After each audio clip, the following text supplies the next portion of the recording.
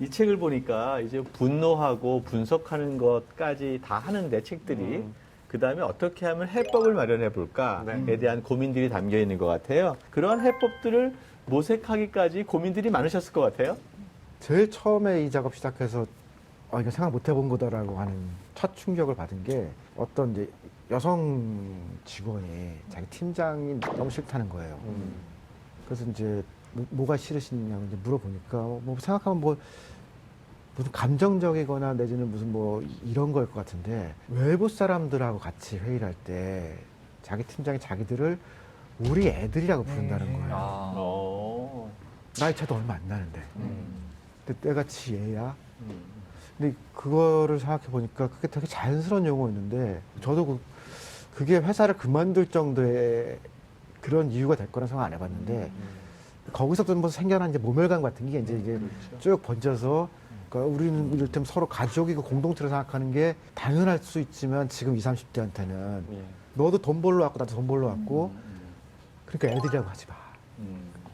좀 가장 먼저 시급하게 좀 우리가 실현해야 된다라고 하는 건 뭘까요? 팀장 문제가 제일 쉽고 돈도 제일 조금 들어요. 그러니까 이게 교육만 한 번씩 시켜도 되거든요. 그러니까 뭐 한 2, 3일 교육 혹은 일주일 교육. 그래서 뭐가 문제다라는 거를 실제 팀장들이 몰라요. 그러니까 제가 이제 만난 많은 직원들이 이 얘기를 자기 팀장한테 꼭 해줬으면 좋겠다는 거예요. 아니 뭐 별것도 아니에요. 퇴근하면 카톡하지 마라. 주말에 전화하지 마라. 성희롱 교육을 한다고 해서 나쁜 사람의 마음이 바뀌진 않아요. 네. 그런데 성희롱 사건은 줄어요. 왜냐면 경고를 많이 하게 하니까. 되니까. 그런 점에서 이제 교육을 좀 하고 간단한 인증제 같은 걸 만들면은 쉽게 바뀔 수 있을 것 같다는 생각이 들었고. 근데 이런 생각이 들었어요. 팀장 몇 사람만 기분이 나쁘면은 굉장히 많은 사람들이 행복해져요. 팀장만 좀 아니, 괴로우면. 큰 돈이 드는 것도 아니에요, 이거는. 네. 그 이런 거죠. 회사 그만둔 사람이 과연 오너랑 싸고 그만둔 사람이 몇 명이나 되겠냐. 아주 작은 회사나 그렇지. 큰 회사 사장 1년에 한 번 보기도 어렵고 네. 그 사람 난 몰라요. 그런 경우가 대부분인데 이게 주로 문제는 가까운 직장 선배급 네. 팀장 고사이거든요. 팀장이 잘 관리하면은 죽는 사람을 살릴 수 있을 것 같아요. 그러니까 간호사 태움을 조사하다 보니까 이게 네. 그 관리를 맡은 팀장인 경우도 있고 뭐 수간호사도 있는데 너무 열심히 안 했거나 너무 열심히 했거나 그럼 사람이 죽더라고요. 성과를 너무 내기 위해서 막 쫙다. 네. 혹은 밑에 문제가 있는 걸 알면서도 게을러서 사실은 아는데 그만뒀다. 그러면 좀 기분 나쁘고 끝나는 게 아니고 사람이 죽더라고 이거는. 네. 또 책에 보니까 민주주의가 밥 먹여주느냐 뭐 이제 이렇게 되물어보는 경우가 있는 것 같아요. 그런데 조직 내에 민주주의가 안 되면 회사가 망해서 밥도 굶게 되는 경우가 만들어지는 거 아닙니까? 한국이 아직 뭐 잘 알려지지 않고 그래서 그런데 예를 들면 뭐 화장품 갖고 예를 들어볼게요.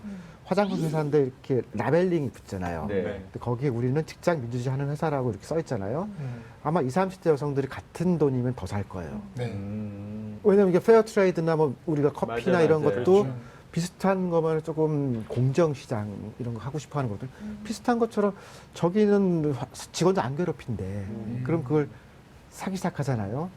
금방 퍼져요, 이거는. 직장 내 괴롭힘을 당하는 여성일수록 그거를 선택할 가능성이 높아지겠네요. 그럼 남성도 마찬가지고 이를테면 뭐 볼펜인데 우리는 직장 민주주의 하는 회사에 이렇게 써 있잖아요. 그거 사겠죠. 지금은 다 똑같으니까 그냥 그렇지만 야. 근데 사실 생각해보면 젊은 사람들이 원하는 게 꼭 연봉이냐. 최근에 모바일 앱에서 회사의 뒷얘기를 익명으로 할 수 있는 서비스가 엄청 화제가 돼서 회사 문화를 좀 바꾸고 있잖아요. 네, 사실 저는 그게 앞으로 더 확산될 거라는 생각이 들어요. 구직자들은 자신의 정보를 다 내주고 회사 선택하게 하지만 우리는 사실 회사가 저 회사가 무슨 문화를 가졌나 겉으로 보기엔 대학생들이 가고 싶은 회사 1위지만 가보면 엄청 보수적인 회사도 많거든요. 근데 사실은 이제 그런 앱이나 이런 뒤에 서비스들을 통해서 자유롭게 말하는 기회가 열리고 있고 여기에서도 이 회사의 노동 감수성이 뭐 5점 만점에 3점, 2점 이런 식으로 아직은 없습니다만, 네, 저는 이렇게 평가되는 시대가 곧 네, 온다고 생각하고 있습니다. 그 앞서서 우석훈 박사님이 말씀하신 뭐 팀장 민주주의도 그렇고 일반 직원들이 실천하기는 쉽지 않잖아요. 그러니까 그건 어떤 윗사람의 결단 아니면 회사 조직 내에 좀 상위에 있는 어떤 사람들이 이걸 정책적으로 시행해야만 그렇죠. 가능한데 일반 회사원들이 좀 실천할 수 있는 어떤 방안들은 뭐가 있을까요? 이제 제가 민주주의를 배울 때는 이건 피를 먹고 자라는 뭐다. 그래서 아, 이거 피를 흘려야 되는구나라고 생각했는데 유럽에서 직장 민주주의 만든 역사를 보니까 그렇게 어렵게 만들지 않았더라고요. 그래서 이것도 사회가 바뀌고 그래서 제가 이제 그 책 서문에 말을 많이 하면 된다. 이게 회사도 민주주의 있는 회사가 있는 거다라고 우리가 얘기를 많이 하고 떠들다 보면은 우리 회사 왜 이래? 근데 그런 것들이 이제 점차적으로 한두 군데 바뀌다 보면은 이거 어려운 게 아니에요. 그러니까 생각해 보세요.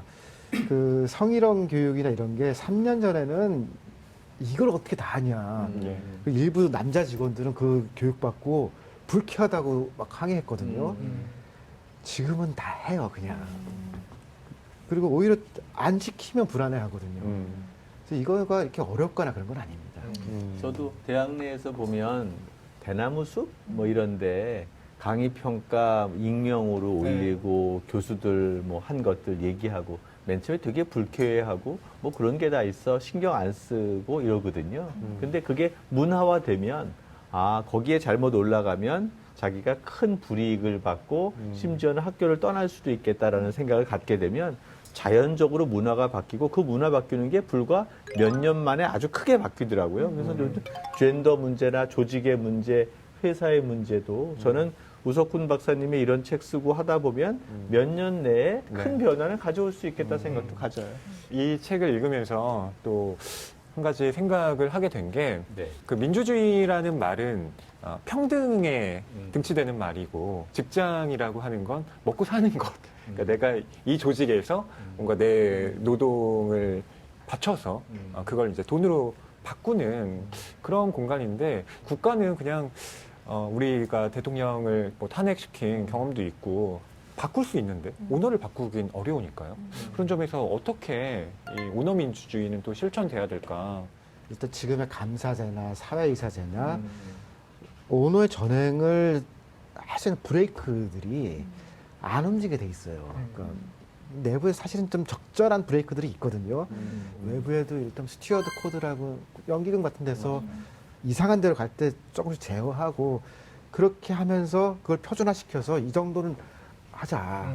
뭐 아파트 짓고할 때 정부 땅 빌려가고 연구개발한다고 R&D 연구개발을 받아가고 대부분의 회사들이 정부에서 돈 받아가거든요. 네. 아 국민의 돈 받아갈 때는 그래 최소한 그렇죠. 이것도 안 하고 받아가는 건 너 사람도 아니다. 그럼 말할 수 있는 거 아니에요, 그거는. 그럼요. 오랜만에 또 저자를 모시고 이렇게 이야기를 나눠보니까 책에 대한 대화가 한층 더 풍성해진 것 같은데요.